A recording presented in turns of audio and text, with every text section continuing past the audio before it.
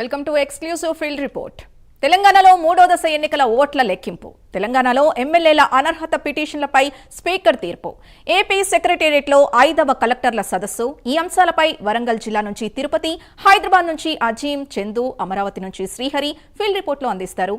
ఇక ముందుగా తెలంగాణలో మూడో దశ ఎన్నికల ఓట్ల లెక్కింపు కొనసాగుతోంది. తొలుత వార్డు స్థానాలు, ఆ తర్వాత సర్పంచ్ ఓట్ల లెక్కింపు ఉంటుంది. సర్పంచ్ ఫలితాల ప్రకటన తర్వాత ఉప సర్పంచ్ ఎన్నిక ఉండనుంది. మూడో దశలో మొత్తం 3,752 సర్పంచ్, 28,410 వార్డు స్థానాలకు ఎన్నికలు జరిగాయి. ఇదే అంశానికి సంబంధించి పూర్తి డీటెయిల్స్ మా కరెస్పాండెంట్ తిరుపతి అందిస్తారు. తిరుపతి, ప్రస్తుతం ఎన్నికల ఓట్ల ప్రక్రియ ఎలా సాగుతోంది? సింధు, తెలంగాణ రాష్ట్ర వ్యాప్తంగా మూడో విడత గ్రామ పంచాయతీ ఎన్నికల కౌంటింగ్ ప్రక్రియ కొనసాగుతుంది. మధ్యాహ్నం 2 గంటల నుంచి ఎన్నికల అధికారులు కౌంటింగ్ ప్రక్రియను మొదలుపెట్టారు. మొదటగా ఇప్పుడు వార్డు మెంబర్ల స్థానాలకు సంబంధించినటువంటి కౌంటింగ్ ప్రక్రియ కొనసాగుతుంది. తెలంగాణ రాష్ట్ర వ్యాప్తంగా 3,752 సర్పంచ్ స్థానాల కౌంటింగ్ ప్రక్రియ కొనసాగుతున్నటువంటి పరిస్థితి చాలా ఉత్కంఠభరితంగా కాంగ్రెస్ పార్టీ కావచ్చు, బీఆర్ఎస్ పార్టీ సంబంధించినటువంటి పోటాపోటీగా అభ్యర్థులు, ఏజెంట్లంతా ఉత్కంఠగా ఎటువంటి ఫలితాలు రాబోతున్నాయి, మూడో విడతలంటూ ఎదురు చూసినటువంటి పరిస్థితి. ప్రజెంట్ ఇప్పుడు నేను హన్మకొండ జిల్లాలోని దామెర మండల కేంద్రంలో ఇక్కడ చూడొచ్చు, పెద్ద ఎత్తున ఇటువంటి కౌంటింగ్ కొనసాగుతుంది. ఎంత మేరకు ఎటువంటి ఫలితాలు వస్తాయనే చర్చ అయితే కొనసాగుతున్నటువంటి పరిస్థితి ఇక్కడ చూడొచ్చు. అభ్యర్థులు కావచ్చు, ఏజెంట్లంతా కూడా బయట కూర్చొని ఒక్కొక్క వార్డు సభ్యుడిగా ఒక్కొక్కరు అంతా కూడా లోపలికి వెళ్తున్నటువంటి పరిస్థితి కనబడుతుంది. ఉమ్మడి వరంగల్ జిల్లా వ్యాప్తంగా 564 గ్రామాల్లో 3 విడతలు ఉన్నాయి. ఇందులో 530 గ్రామాలకు మాత్రమే ఎన్నికలు జరుగుతున్నాయి. 34 గ్రామాలు ఇప్పటికే ఏకగ్రీవైనటువంటి పరిస్థితి కనబడుతుంది. ఇప్పటివరకు ఉన్నటువంటి ఫలితాలు చూస్తే కాంగ్రెస్ పార్టీ అభ్యర్థులు 118 మంది సర్పంచ్ స్థానాలు కైవసం చేస్తున్నారు. బీఆర్ఎస్ పార్టీ అభ్యర్థి 45 మంది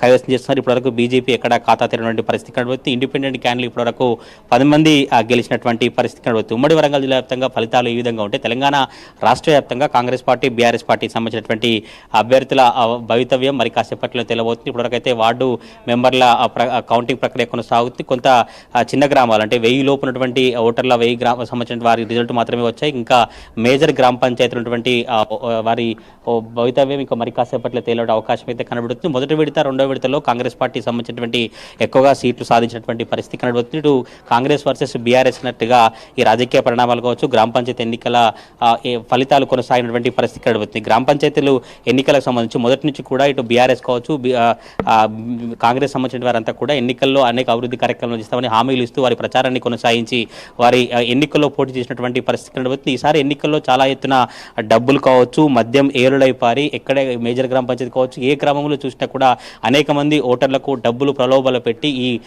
ఎన్నికలు జరిగినటువంటి పరిస్థితి కనబడుతుంది. అసలు ఈ ఎన్నికలు ఏ విధంగా జరిగాయి, మొదటి విడత కావచ్చు, రెండో విడత, మూడో విడత పరిస్థితులు చూస్తే ఎట్లా ఉంది, ఎటువంటి రాజకీయ పరిణామాలు ఉన్నాయి, అసలు ఈ ఎన్నికల్లో పోటీ చేయాలంటే సామాన్యులు కావచ్చు ఎవరైనా పోటీ చేసే అవకాశం ఉంటుందా, లేదంటే కేవలం డబ్బులు ఉన్న వాళ్ళు మాత్రమే రాజకీయాలు చేసే అవకాశం ఉంటే కూడా చాలా ఆసక్తికరంగా జనంలో చర్చ అయితే కొనసాగుతున్న పరిస్థితి. నాకు అందుబాటులో వరంగల్ నిఘా వేదిక ప్రశాంత్ ఉన్నారు. అసలు ఎన్నికలను ఎట్లా చూస్తారు, ఈ డబ్బులు కావచ్చు, మద్యం పంపిణీ ఆయనతో మాట్లాడదాం. ఎట్లా చూడొచ్చు, 3 విడతల్లో గ్రామ పంచాయతీ ఎన్నికలు జరిగాయి. మొదటగా గ్రామ పంచాయతీ ఎన్నికలు జరిగితే ఏ గ్రామంలో అయినా రాత్రిపూట ప్రలోభాలు పెట్టడం కావచ్చు, మద్యం డబ్బులు పంపిణీ చేశారు. అసలు ఈ ఎన్నికలకు సంబంధించి ఏం చెప్తారు? సామాన్యులైన రాజకీయాలకు వచ్చి సర్పంచ్ స్థానానికి కావచ్చు ఇటువంటి పోటీ చేసే అవకాశం ఉంటుందా, ఏమంటారు?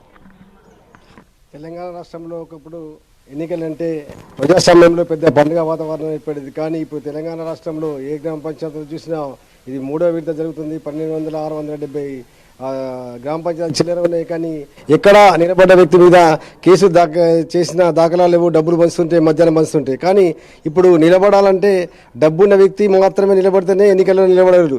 యువత రాజకీయాల్లో చేయాలని, గ్రామాలను అభివృద్ధి చేయాలని, ఉద్యోగాలను సైతము వదులుకొని రాజీనామా చేసి ఎన్నికలు నిలబడుతుంది. కానీ డబ్బులు లేదు కాబట్టి వీళ్ళు ఓడిపోతున్నారు. ధనబలము, ఖండబలం ఉన్న వ్యక్తులే ఎక్కువ సంఖ్యలో ఎన్నికల్లో గెలుస్తున్నారు. కొండాపూర్లో చూస్తే గత 2వ విడతలో నేను డబ్బులు పంచిపెట్టాలని, నేను ఓడిపోయాను, నా డబ్బులు నాకు ఇవ్వండి అని బహిరంగంగానే నిలబడ్డ వ్యక్తి డబ్బులు దేవుని ఫోటో పట్టుకొని ఇంటికి తిరిగి వసూలు చేసుకుంటున్నారు. దాఖలాలు మనకు అవపడుతున్నాయి. అంటే రాష్ట్రం ఏ విధంగా ఉంది అంటే డబ్బుకు, మద్యానికి లొంగబడి ఓటర్లను ప్రలోభాలు పెట్టి నిలబడ్డ వ్యక్తులు పంచిపెట్టి వాళ్ళని ప్రలోభాలకు లొంగ తీసుకుంటున్నారు. అంటే నిఘా వర్గాలు ఏం చేస్తున్నాయి, పోలీసు వ్యవస్థ ఏం చేస్తుంది, ఫ్లయింగ్ స్క్వాడ్ ఏం చేస్తుంది, నిద్రమత్తులో ఉంటుంది, చూడనట్టుగా ఉంటుంది. ఒకప్పుడు అంతర్గతంగా చూడనట్టుకుండానే ఓట్లను కొనేవాళ్ళు, 1000-2000 ఇచ్చి ఓట్లు వేయమని. కానీ ఇప్పుడు 5,000 వరకు బహిరంగంగానే పంచుతున్నారు. అది అధికారులు చూసి తెలుస్తుంది, పోలీసు వ్యవస్థ తెలుస్తుంది, ఫ్లయింగ్ స్క్వాడ్కు తెలుస్తుంది. కానీ చూడనట్టుగా ఉంటుంది. ఇది ప్రజాస్వామ్యానికి వ్యవస్థకి కొంత గొడ్డలు పెట్టి మంచిది. ఇలాంటి వ్యవస్థను మనము అధికారులు నియంత్రించవలసి ఉంటుంది. తక్షణమే ఈ మన ఎన్నికల నిఘా చట్టాన్ని వినియోగించుకొని నిలబడ్డ వ్యక్తులపైన కేసులు నమోదు చేయవచ్చు. వాళ్ళ అభ్యర్థిని కూడా తిరస్కరించే ఆస్కారం కూడా ఉంటుంది. కానీ ఎలాంటి వినియోగించకుండా విచ్చలవిడిగా మద్యాన్ని డబ్బులు పంపిణీ చేసే విధంగా ప్రోత్సహిస్తున్నట్టు అధికారులు, ఫైన్స్ కార్డు, పోలీస్ వ్యవస్థ ఉన్నట్టుగా ఈ తెలంగాణ రాష్ట్రంలో అగుపడుతుంది. అలాగే నిలబడ్డ వ్యక్తి మంచి వ్యక్తి అభివృద్ధి చేద్దామని గ్రామాన్ని నిలబడ్డా కూడా ఓట్లు వేయకుండా ఉంటుంది. అంటే ఈ వ్యాపారం లాగా మార్చేయగలుగుతాను. ఈ తెలంగాణ రాష్ట్రంలో గ్రామ పంచాయతీ ఎన్నికలు చూస్తే ఇది ఒక వ్యాపారం లాగా కనపడుతుంది. గ్రామాన్ని అభివృద్ధి చేసే వ్యక్తిని ఎన్నుకోవడం కాకుండా నిలబడ్డ వ్యక్తిని, డబ్బున్న వ్యక్తిని ఎక్కువగా ఎన్నుకునే అవకాశాలు ఎక్కువ అవబడుతున్నాయి. ఇది వరంగల్ జిల్లాకు సంబంధించినటువంటి వారి అభిప్రాయం. అయితే ఇవాళ డబ్బులు ఉంటే మాత్రమే రాజకీయాలు చేసేటువంటి పరిస్థితి కనబడుతుంది. ఎన్నికల్లో డబ్బు మద్యం ఏరులై పారుతున్నటువంటి చర్చ కొనసాగుతుంది. వరంగల్ ఉమ్మడి జిల్లా వ్యాప్తంగా కౌంటింగ్ కొనసాగుతున్న నేపథ్యంలో నడికూడ మండలం వరికోల్లో ఉధృత వాతావరణం చోటు చేసుకుంది. ఎమ్మెల్సీ పోచపల్లి శ్రీనివాసరెడ్డి దొంగ ఓట్లు వేయించాడని కౌంటింగ్ కేంద్రం వద్ద కాంగ్రెస్ పార్టీ సంబంధించినటువంటి వార్డు సభ్యులు కావచ్చు, సర్పంచ్ అభ్యర్థి అంతా కూడా ధర్నా చేసినటువంటి పరిస్థితి కనబడుతుంది. వరంగల్ ఉమ్మడి జిల్లా వ్యాప్తంగా కౌంటింగ్ కొనసాగుతున్న నేపథ్యంలో అక్కడక్కడ కొంత ఉధృత వాతావరణం తలెత్తినటువంటి పరిస్థితి కనబడుతుంది. చూడాలి, ఇంకా అర్ధరాత్రి వరకు కూడా మేజర్ గ్రామ పంచాయతీ సంబంధించినటువంటి కౌంటింగ్ అయితే కొనసాగేటువంటి అవకాశం కనబడుతోంది. మరి మూడో విడతలో కాంగ్రెస్ పార్టీ సంబంధించిన స్థానాలే ఎక్కువగా వస్తున్నటువంటి సిచ్యువేషన్ ఉంది. సింధు.